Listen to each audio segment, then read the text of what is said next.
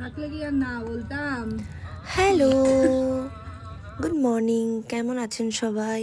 আশা করি সবাই ভীষণ ভালো আছেন, সুস্থ আছেন এবং পজিটিভ আছেন।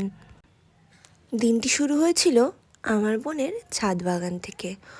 ও খুব সুন্দর গাছ লাগিয়ে গাছের পরিচর্যা করতে পারে, তাই আমাকে ডেকে ডেকে নিয়ে গেছে, আয় দিদি আমার গাছগুলো একটু দেখে যা।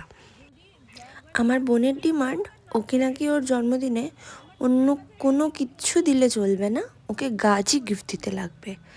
তো আমিও সেই কথা মতন কিছু ডালিয়া, কিছু গাঁদা, আরও কিছু কিছু গাছ ওকে জন্মদিনে উপহার স্বরূপ দিই। এবং সেগুলোকেও এত সুন্দর যত্ন করে লাগিয়েছে যে এখন তো গাছগুলোতে অনেক বড় বড় ফুলও হয়েছে। ভীষণ সুন্দর করে ও প্রত্যেক দিন 4 বেলা গাছের যত্ন করে। এটা দেখেও ভালো লাগে। আমার ঠাকুমারও এরকম ভীষণ শখ, জানেন, গাছের পরিচর্যা করা, গাছ লাগানো। সেদিন ছিল আমাদের পিকনিক। বাড়ির ছাদে ছোট্ট করে একটা আমরা বাড়ির সবাই মিলে পিকনিক করেছিলাম। সকাল 11টায় আমাদের প্ল্যান হলো যে আমরা আজকে সবাই একসাথে খাবো।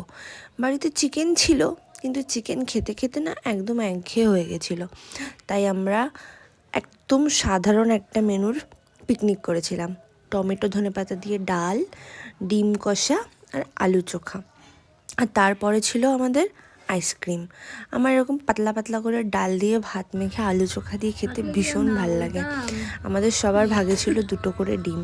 ভীষণ ভালোভাবে দিনটি কেটেছিল।